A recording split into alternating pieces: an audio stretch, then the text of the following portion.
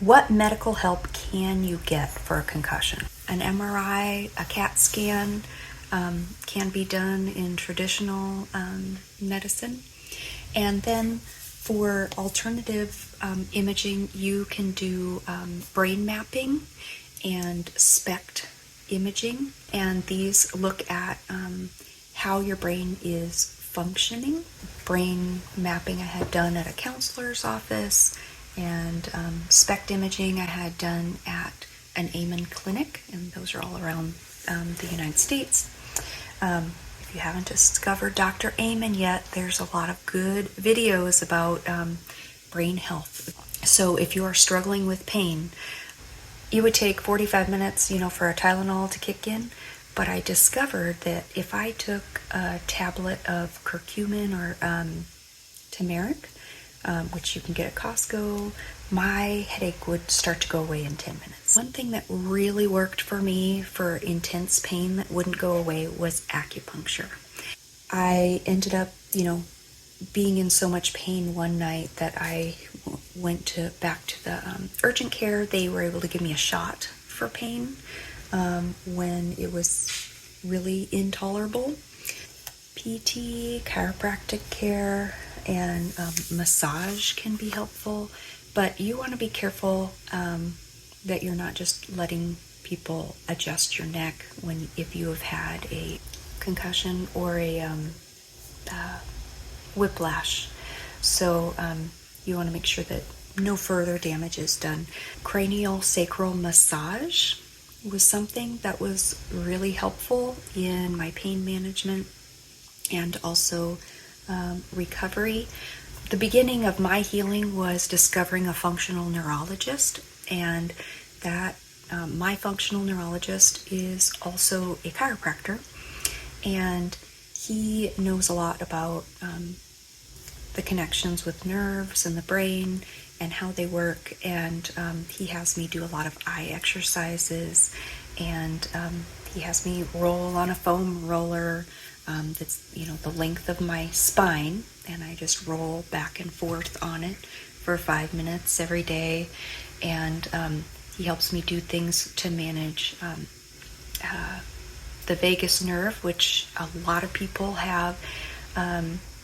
Anxiety and depression is caused oftentimes by trauma to the brain. And so a couple of things that he has had me do that are very helpful, I can show you here, is he has me cross my arms, and then he also has me tap the same foot. So I'm sure there's a name for this. And so you tap the same foot, so your arms are crossed, so it looks like you're doing the opposite foot, and that helps calm your nervous system. You can always go to a neurologist. My neurologist referred me to a sleep clinic and an endocrinologist. There's a nutritionist actually has been helpful to me, and I guess I was really surprised. I mean, it makes sense, but when you have a brain injury, your brain regulates all the systems in your body. So after I fell on my face, I had problems going to the bathroom. So hyperbaric oxygen treatment was really helpful to me, and that is a whole world of information that you can look into. It's pretty amazing. I had so many symptoms from my brain injury initially that I didn't notice any difference or positive outcomes right away. I went in for an hour at a time, and it was a soft-sided chamber, just in an out clinic. After I had my fall, I fell head first on ice. I developed symptoms over time, and so over the course of a couple of weeks, I started to lose my words. Even now, there are times when I can't think of a word when I need it, and so it made it very hard to talk because about every other sentence had a word in it that I was stuck on, and I couldn't think of the word. And so it was extremely exhausting. After about 10 hours in the hyperbaric oxygen tank, which, I went 10 times, then I started to notice that I started missing fewer words. And after a while, I noticed I started gaining more energy from being in there. And even now, I use 3 years out, I do still use the chamber.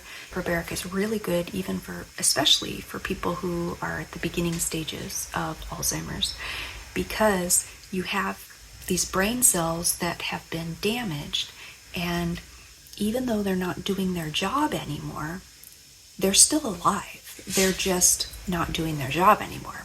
They're only getting a little bit of blood or oxygen like they need.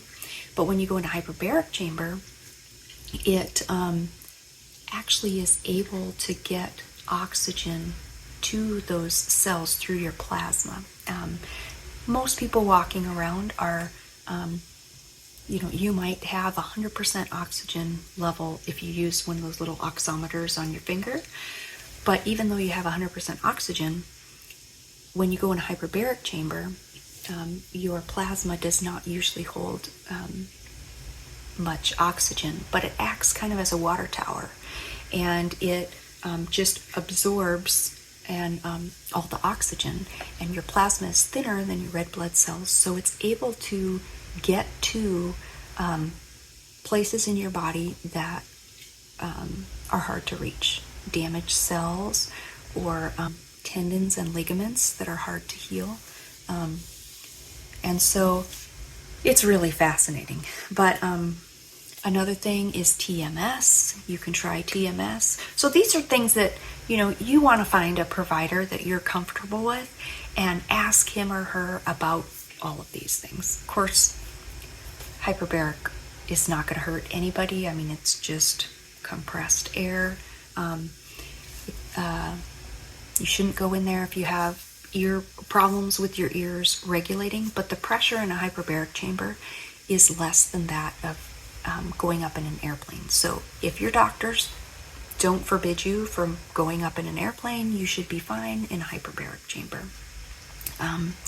But it's good to work with a provider and systematically go through and explore some of these treatments and find people who can help you. I was amazed when I went to naturopath, and I was listing my long list of symptoms. I think I still have 19 symptoms that I struggle with, mostly when my brain gets tired. But one thing that she recommended, I was like, oh, that's cool. Okay, ask your doctor about anything I tell you about, you should ask your doctor. But when I told her that I would just cry for no reason after my brain injury, she said, oh, well, I can help with that. And she said, just take this a couple times a day. They just dissolve under your tongue. They're sublingual.